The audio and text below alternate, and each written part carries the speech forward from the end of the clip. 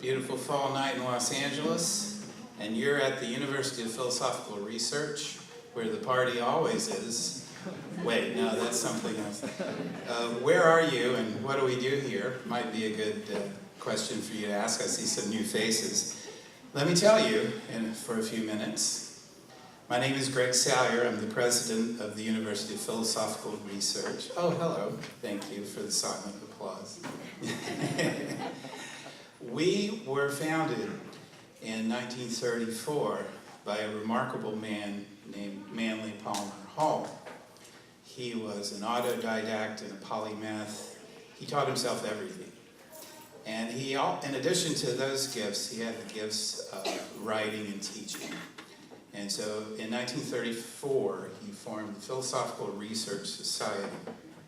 In 1936, he built our magnificent library, curated and collected by himself, including rare books that go back to the 16th century that we have in our vault. No, you can't see them, but we'll put them on our blog.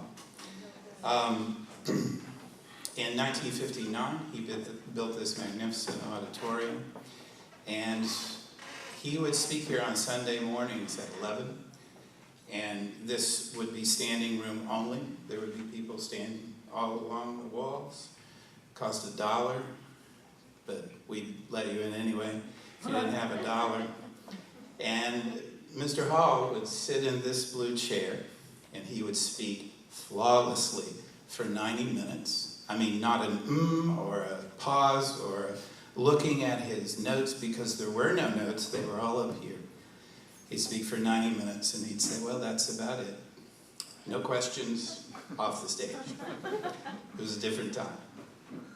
However, we continue that mission today, the same mission that he had, which was, well, I was talking to someone earlier, to rescue philosophy from higher education. I speak as a higher education philosopher. If you've ever taken a philosophy course, it probably wasn't a good experience for you. I hope it was, but it probably wasn't, because philosophy as a discipline became jargon-laden and technical, and really not about its etymology, which is philos sophia, the love of wisdom, right? Not the love of abstract technical systems. And so that's what Manly Hall did, is philosophia, the love of wisdom, and we continue that to this day.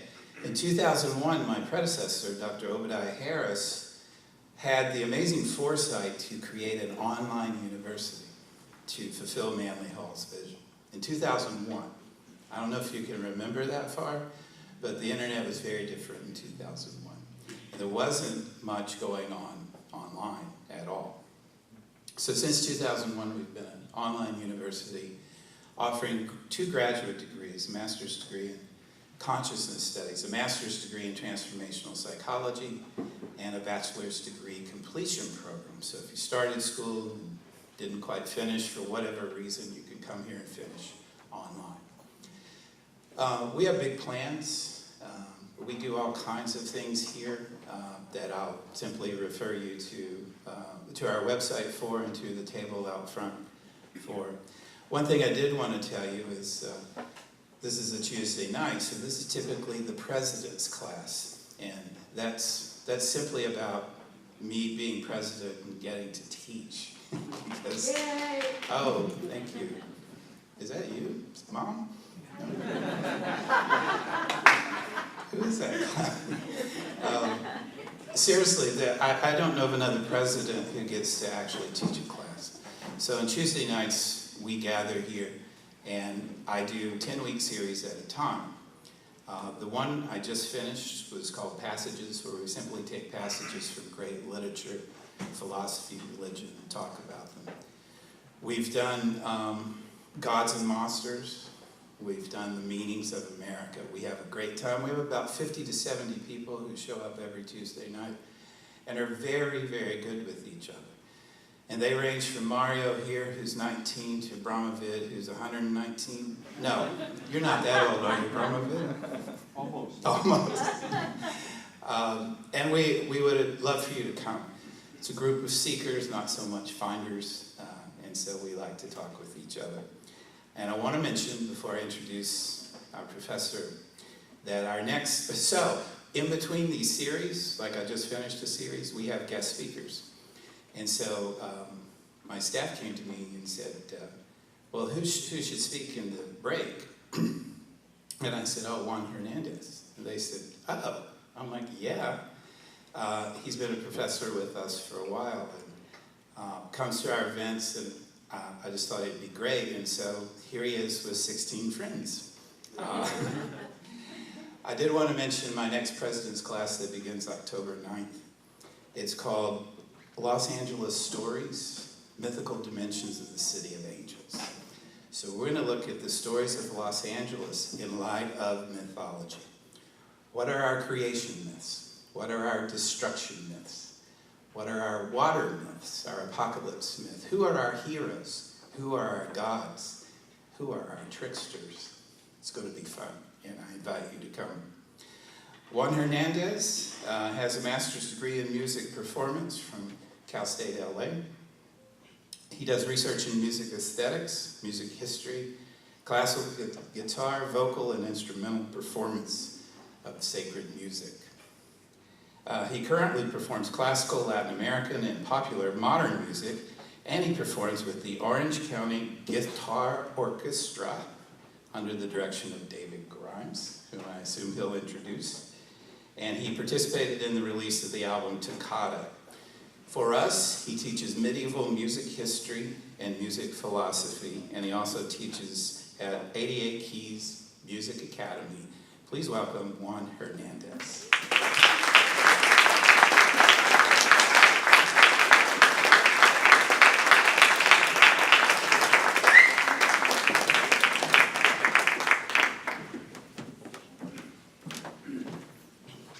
Hello everyone, I'm really glad to be here. I want to thank the university, the society, and Orange County Guitar Orchestra again for making this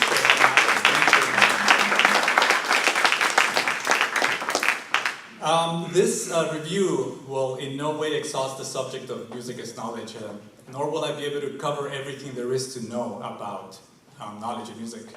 As a topic can extend to many branches from art to philosophy, to aesthetics, to psychology, neuroscience, ethics, among others. I will try more to keep it concise and focus on the philosophical aspects of it. It will in fact raise more questions than answers, I think. I only have time to introduce a few selected points, but I think these concepts will allow a more receptive musical experience in future listenings. This topic is also a sliver of the subjects and material introduced in our class, Philosophy of Music, here at the university. First, let me be more precise to state that the music I'm discussing is absolute music, meaning music without words or music without lyrics. Thus, pure abstract organization of sounds. Music with words in a way tampers with what we might experience by influencing the mind and associating what the words are symbolizing and joining it to the music as opposed to only sound. The merging of music with words is one example that music used to concur that music expresses feelings. Music with lyrics is also a very important topic and a very investigated one, especially the effect of music intensifying the meaning of words. Now, as you can see in your program, for those that have a program, you will have a reference to associate the music the orchestra will play. And that's the title of the pieces. Also, our conductor, David Grimes, might give you a bit of background information on the pieces before performing them. The title of the piece might or might not influence the receptive experience. Still, you will contemplate on much of the sound, the harmonies, and the changes of moods. I think an important question that can be explored while you listen is, what is the music telling me? Or how am I interpreting what I'm hearing? These questions should be allowed to roam around while the concert is going. Since ancient times, back to Pythagoras and Plato, music was accepted as a source of mathematical, proportional, and harmonic knowledge that could balance a person's mind, body, and spirit. Pythagoras is a key figure in both topics here because we tend to think of him as the first philosopher, the first lover of knowledge. We also think of him as the first music explorer or music scientist whose knowledge of music is still very much part of what we acknowledge as the artistic and mathematical aspects of it. He believed that the mathematical ratios found in the division of a tone were universal and that these vibrate throughout the cosmos, radiating perfection and a harmonic force through the heavenly bodies. This became known as the music of the spheres. His notion of music could be perceived as number made audible. In the same vein, Plato trusted music to be beneficial to mankind.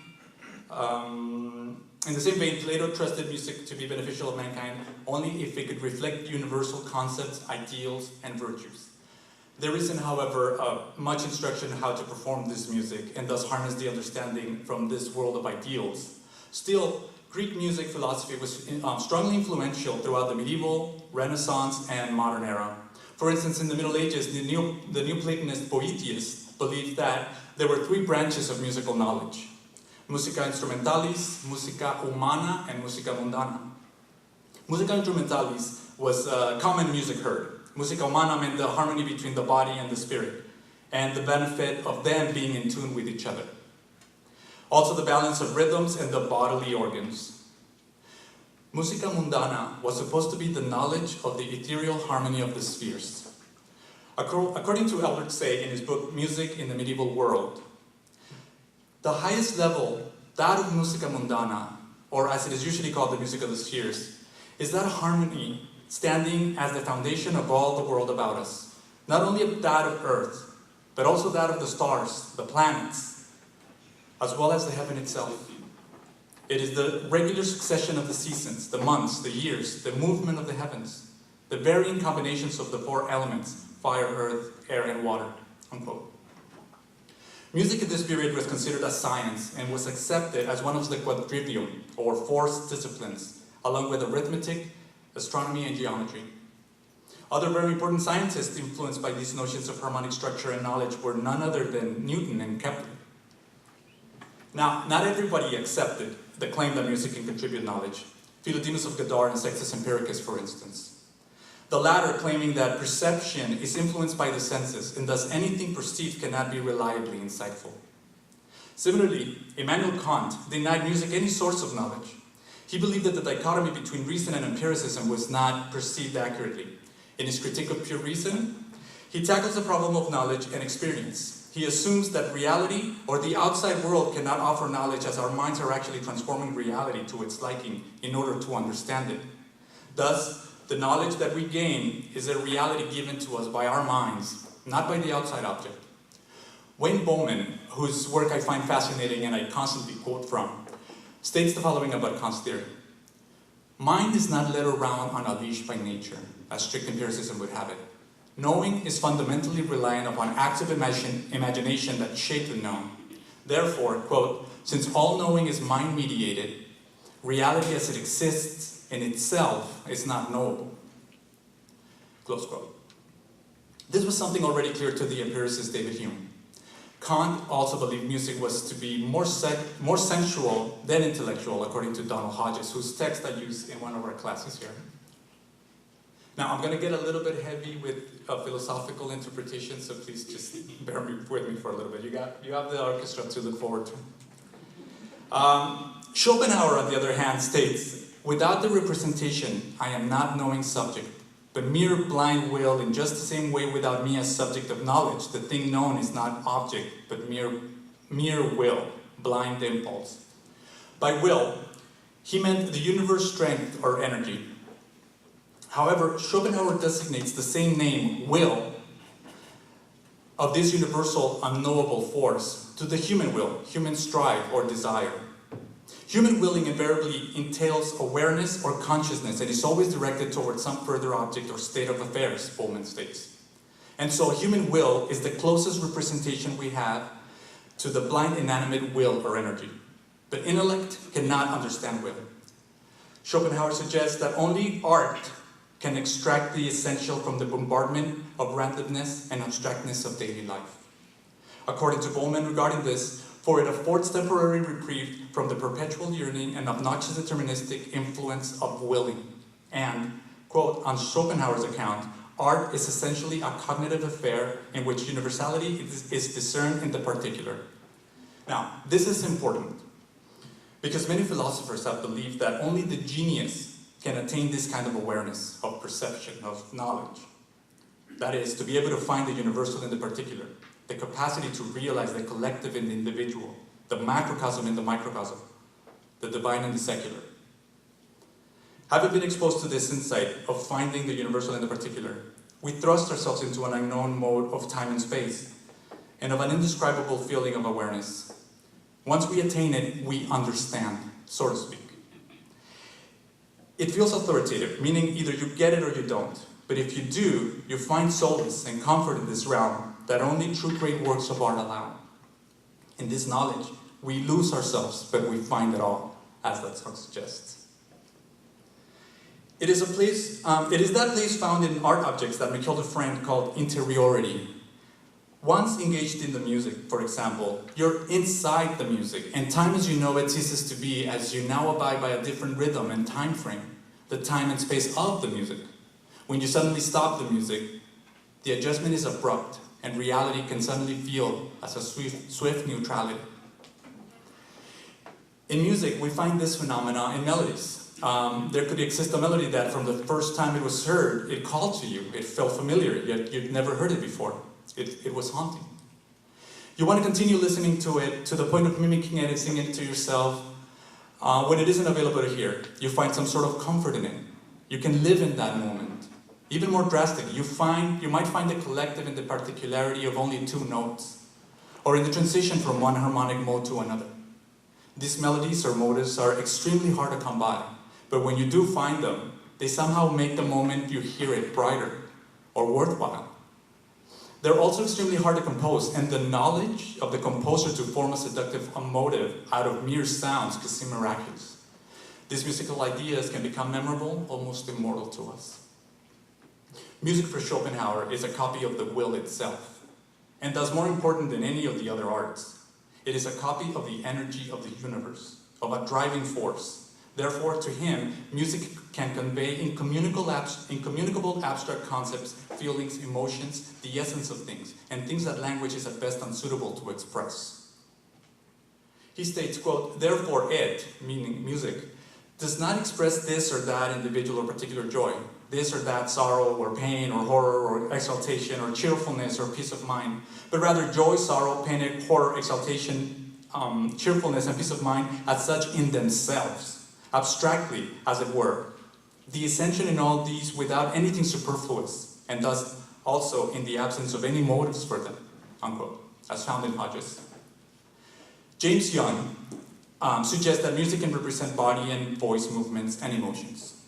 And so emotions can be presented to us by sound. Music thus has the capacity to inform of these feelings, and so allow us to know them. Quote, "Musical compositions can consequently provide audiences with immediate demonstrations of facts about human experience and affective states," unquote. A composer can create a musical motive that to him or her expresses a certain feeling. The feeling is important enough for him or her to insert it in the piece and share it with the world.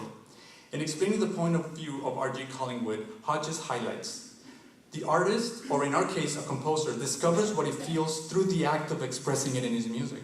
And, quote, in revealing his emotions to himself through his music, the composer also reveals those same emotions to the audience," unquote.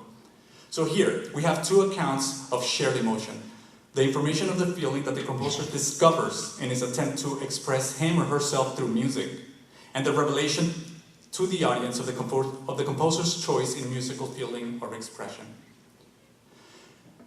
This expressed feeling is important, according to David Cook, because it is the way the composer could express that particular emotion and the closest to the original intention.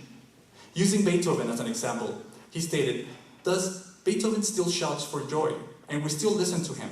But since the shout is a musical one, we do not merely have a vague impression that he felt joyful, we feel to the best of our capacity just how vitally and intensely joyful he felt," unquote.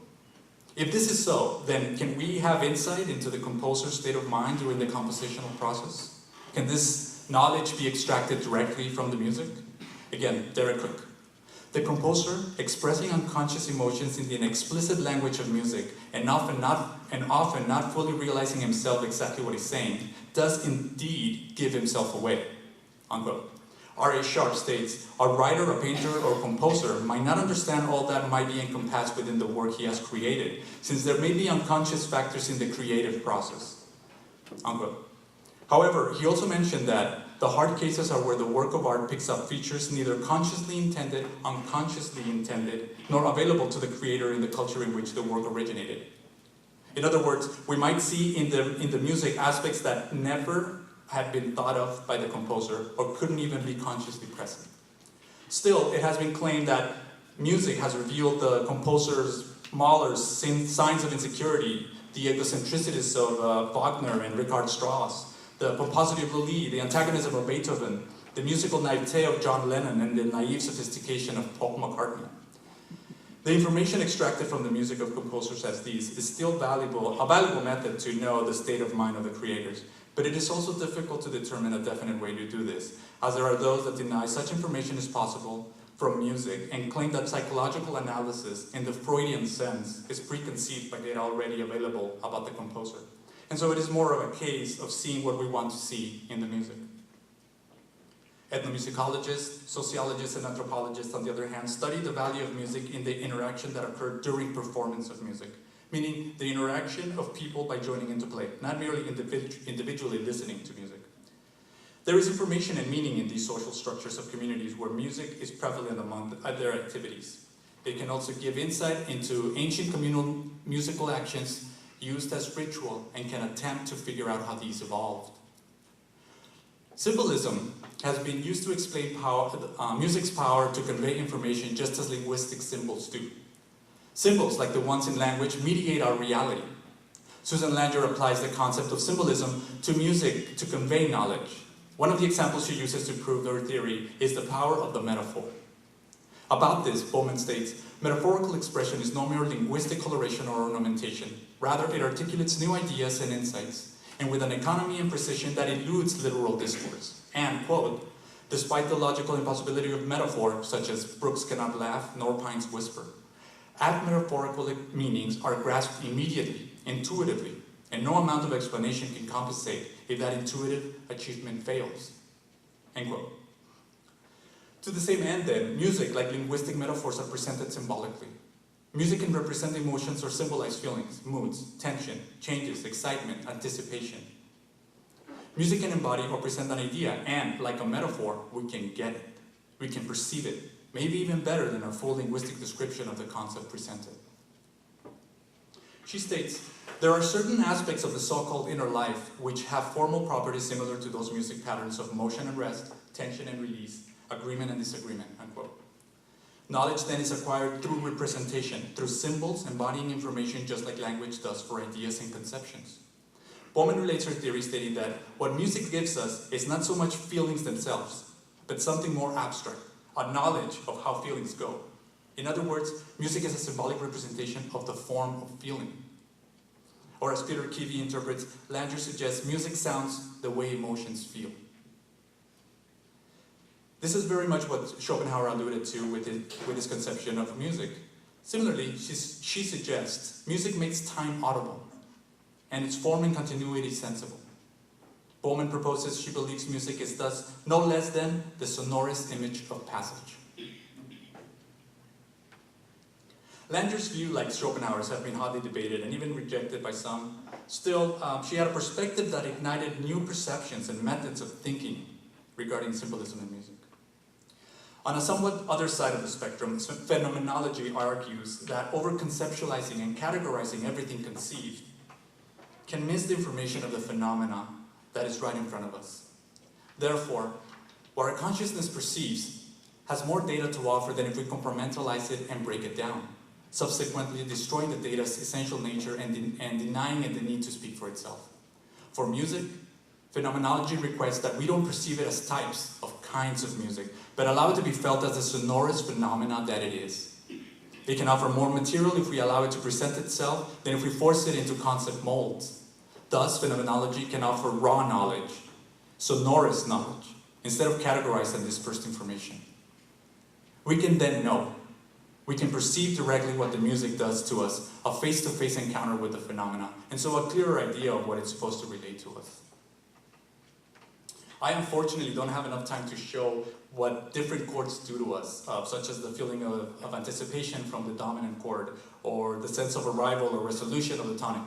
But music is cultural, and we're accustomed to and expect to hear certain formulas, certain scales and scale ranges, certain sequences in the music we all like. Because of it, a wealth of knowledge about music is now in us. This implicit knowledge has become inevitable in most music listeners, and so we're conditioned to know, according to our music culture and taste, what is interesting and thus what's good music for us and what is not. It can also be argued that the knowledge gained through this experience of music listening is personal, meaning that it is rich in material showing us what we like, what we relish. And it challenges us to ask why we enjoy such things. These experiences are then lessons for ourselves. They help us be more conscientious of our inclinations and not take those for granted. Instead, allow us to appreciate artistic creativity. It teaches us to be more open to it. It allows us a sense of who we are. David Eliot invokes Mihaly Csikszentmihalyi when he states that, quote, "The evolution of individual consciousness depends upon our engagement in active pursuits that order consciousness or increase constructive knowledge. These pursuits are experienced as more satisfying than normal experience because they are congruent with the goals of the self.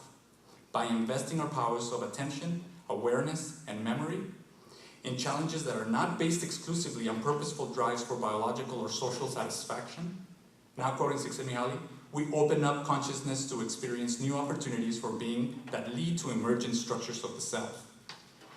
Now, what does all this mean? It means that by executing activities, mental or physical, for no other reason than for the sake of the activity, we increase in knowledge and expand our consciousness utilizing our powers of attention, awareness, and memory. Thus, in our case, in listening to music, listening for the sake of listening, one can gain constructive knowledge by engaging in perceiving music and realizing what it does to one's perception. Now, the point Eliot is trying to make in his article is pointed towards the importance of music performance and how it is not, as he states the organization MAEA believes, a means to an end, but an end in itself. MAEA is music education as aesthetic education. He says, a music performer is not merely, a music performer is not merely mimicking other performances or only reproducing musical notes that a composer put on paper in order to appreciate the piece once heard. We, the orchestra, and our conductor are interpreting these works, and every decision of movement is an informed decision. Eliot assures that the knowledge, the intelligence of the performer is not verbal, but practical. It is procedural. Quote, "It is manifested in the actions themselves." Unquote. Music for us performers is what we know how to do. He states, in music performance and in every case of intentional action one might care to name, the knowledge of the agent or practitioner, musician, surgeon, sculptor, skier, and so on, is not manifested verbally but practically. It is manifested in the actions themselves. Intentional actions are practical, non-verbal manifestations of thinking and knowing. One's actions are an expression of one's intelligence. Indeed, knowing, thinking, and conceptualizing are not limited to verbal means of expression. In other words, there is knowledge portrayed in the musician that is implicit in the performance, unquote. I do agree with Eliot, however, that as a music performer, one has a deeper understanding of music, and in many ways it is because of the training we have in music that it is understood in different dimensions. But I think for our purposes here, we can use Csikszentmihalyi's wisdom in listening because we can become engaged and active listeners, trying to realize the music, not just hear it, trying to understand it, trying to accept the knowledge it is offering. We can become doers, not just passive listeners. We can be transformed now with the music we listen to. We'll be adjusting our perception of it. Similar to this kind of knowledge, the psychologist Abraham Maslow provides explanations for two types of learning, extrinsic and intrinsic. For our purposes, extrinsic is information that we can communicate to others, such as systems, as language, mathematics, or symbols, music notation, or music history, for instance. But intrinsic knowledge is personal and cannot be properly shared at all, even if we wanted to. Intrinsic knowledge could be, as we find in Hodges, the perceived information two different people receive from listening to the same music simultaneously. He gives the example of two choir singers, Both of them are experiencing the same music, but they have their own way of learning it, of performing it, of conceiving, of conceptualizing it. These techniques are not very easy to share because conceptualizing, for instance, is a knowledge that one learned how to do without much help of instructions. And thus, it is difficult to pass on. This sort of knowledge is called tacit knowledge, as opposed to extrinsic knowledge, which is knowledge that can be shared, based on the concept of Michael Polanyi.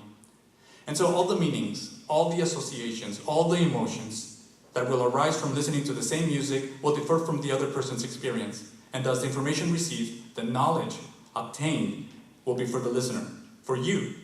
And in an interesting way, the music becomes about you. You perceive the same music differently than the person next to you. The sound structures and sonic worlds you create through your perception, your conscientious awareness is unique. It doesn't exist outside your mind, and no one can create it the way you do. Likewise to this, Alan Goldman shares, we can define the aesthetic value of music as the value of the way in which music sounds when experienced with understanding, unquote. This aesthetic value is also intrinsic, stresses Hodges. He mentions, we need to have a direct experience with music before we can gain the intrinsic value. We understand music when we can follow it, relate what is happening now to what has happened previously in the piece, organize perceptions, anticipate what is about to happen, and so on. Understanding means grasping meanings, not external meanings, since in pure music there are none, only internal and musical meanings, unquote. So, these meanings, these ideas, this knowledge are being extracted directly from the music by our minds, from sound, especially in pure or absolute music where there aren't any words to hint at external concepts. These musical ideas, they develop, they change, they leave us, they come back, new ones arrive, others diminish, others scream, others whisper. The more we actively listen to music, the more we experience it with understanding, as Goldman stated. And we gain constructive knowledge, the wisdom Eliot and Csikszentmihalyi alluded to. All perception and cognition seek order in complex data, and success in actively finding it is pleasurable, Alan Goldman reminds us. Hodges found similarities in perspective in the following ideas of Gordon Graham and Bennett Reimer. Graham, in his Philosophy of Art, An Introduction to Aesthetic, writes, music is unique in providing us with extended structures of organized sound by means of which we may explore human experience. And, quote, is by enlarging and exploring this dimension of experience that music assists us in understanding better what it is to be a human being. In the similar vein, Bennett Reimer highlights this regarding the arts. The arts offer meaningful cognitive experiences unavailable in any other way, and that such experiences are necessary for all people if their essential humanness is to be realized. This is it. This, to me, is one of the most salient aspects of knowledge music endows us, a glimpse to the human condition, enlightenment of how we create environments, realities, worlds through music. Absolute music then becomes a canvas for the mind. And in it, our imagination reflects back to teach us the potential of our aptitudes. The philosopher Hegel believed the arts help us experience realities inaccessible to the basic senses. And believed music, according to Hodges, is, quote, uniquely capable of revealing to mind and soul their innermost natures. It offers insight into an otherwise unfathomable inner life, close quote. Let me be more clear regarding this quote. Music is uniquely capable of providing us knowledge of the innermost nature of our mind. And so by listening to music, absolute music especially, we are revealed the feeling of how our mind works, what it does, how it categorizes information, how it creates structures from sound, how it associates it to emotions and external things. It is a knowledge bestowed upon us in no other way possible. In the end, even if we do learn something about us through music, an insight into the human condition, how do we use this knowledge as listeners, or what good does it do to have it? I think, in an immediate sense, what we experience with music will want to be experienced with other things. If we felt a certain mood in a music section, we might want to see if we can relive such an experience with other aesthetics, with other works of art, and thus continue the search for enlightenment through our own perception, and this can become a new perspective in our life. In perceiving these, they can allow us a glimpse into our own mind and discover what it will create, and the relations and meanings it can generate as symbols with external concepts, but also feelings and emotions, and the knowledge of these can obviously tell us much about ourselves. The moments of delight brought by such works of art improve our quality of life, as Clive Bell states regarding contemplation on the arts. Quote, "For a moment, we are shut off from human interests. Our anticipations and memories are arrested, and we are lifted above the stream of life." End quote. These particular experiences allow us a glimpse into creation. We amaze in the conception or enterprises of humankind, and we reflect ourselves in them. Music, absolute music, however, is so abstract, so powerful, that it moves us in ways we are still not able to express fully, and maybe we never will. I ask, if language is incapable of expressing in words what we feel when we listen to music, then it shouldn't be so easy to dismiss it as merely entertainment or background noise. Then, it is a source of impending discovery and information that we're not investigating enough. As a result of this ambiguity, it is still magical to us, it is mysterious, and we're obviously curious how something invisible can be so influential, so powerful, capable of resembling the power of the gods. It is one of the reasons why we find music in virtually every religion in history. Music manifests something with such a sophisticated manner and such an enjoyable means of expression in what seems to be a unique way of conveying emotions. If this is so, then, in imagining being without it, we would truly be losing an exclusive means of manifestation, a means to ecstasy, to expression. Then, such loss can only be equivalent to a loss of human data, information, and so yes, a loss of an irreplaceable and incomparable branch of knowledge. Thank you very much.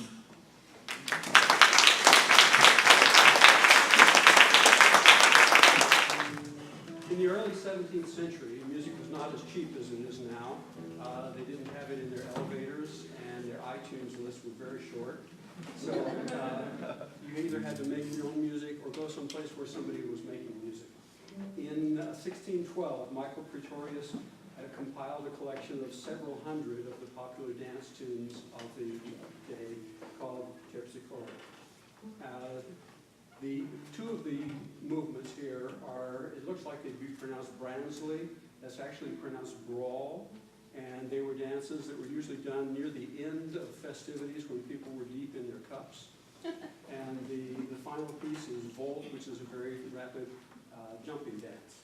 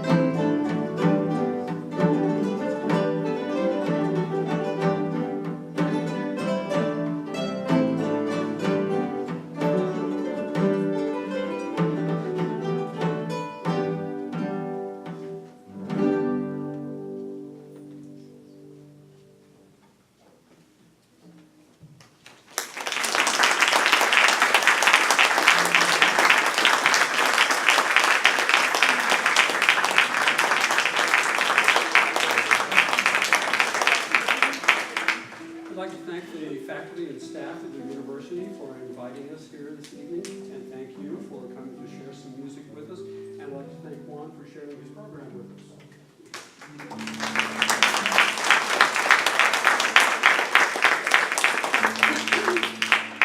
The next piece is by Japanese composer Hirokazu Sato, and it's called Song of Clouds. Each of the movements describes a different kind of clouds. The translations from the original Japanese titles didn't quite make sense to us, so we've changed them a little bit. But the first one is more or less like the turbulent clouds of summer.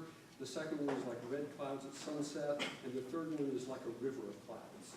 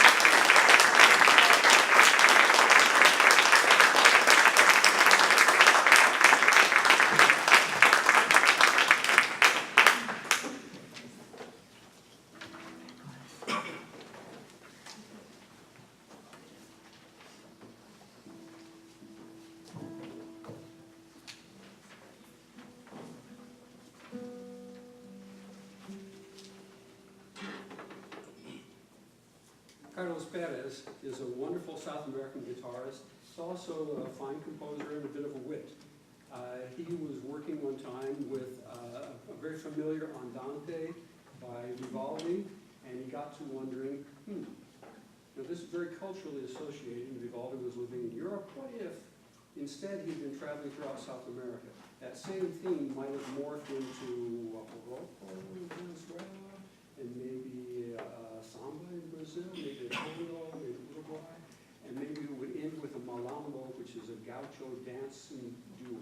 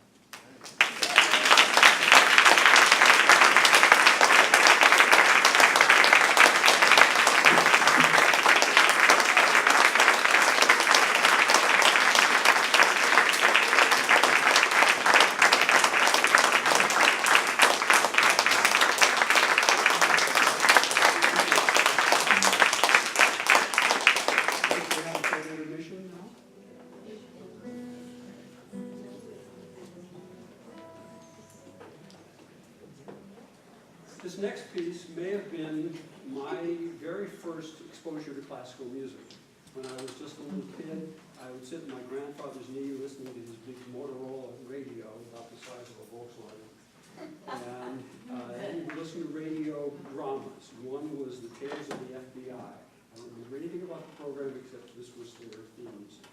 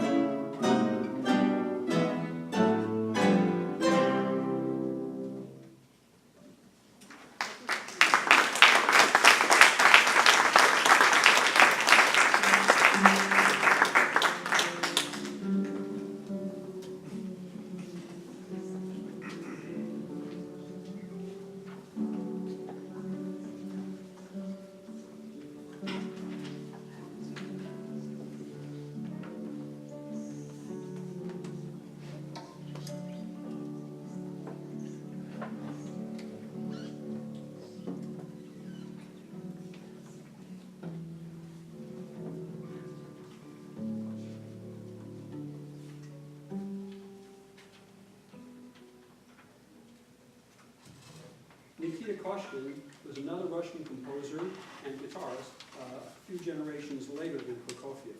He has written some of the most imaginative music for the guitar in the 20th century. This elegy is so heartfelt, and it sort of works its way through the various stages of grief. And then the Moin Moin is almost like Russian circus music.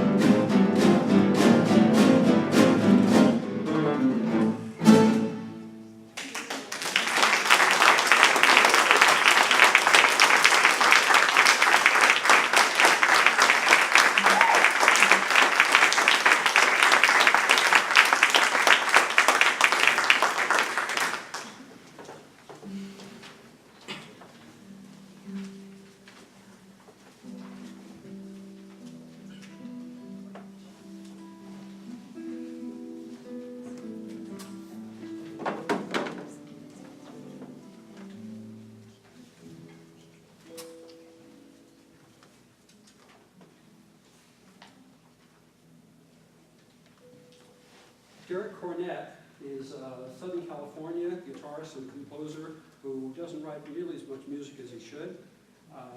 This is one of our favorite pieces. It's a very colorful and evocative dance called Los Jinetes Enmascarados, the Masked Horsemen.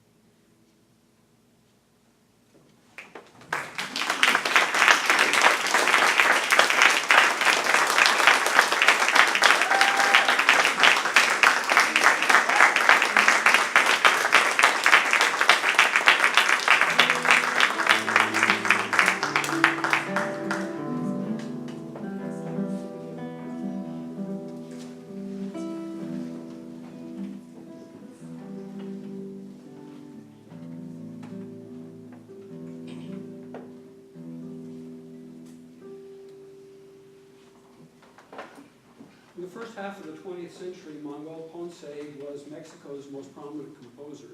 He wrote a lot of guitar music, a lot of orchestral music, piano music, and an enormous number of songs, all of which are very sad. They're very beautiful, but they're very sad. Estreñita, Little Star, was his most famous composition, and for a while, written in 1913, it was the most popular song in the world. He made the mistake of letting it go to public domain immediately, so he never got any royalties from it, which was a shame. But like all of his songs, it's very sad. This little star up in the heavens, you can see everything. Come down and tell me if she loves me, because if she doesn't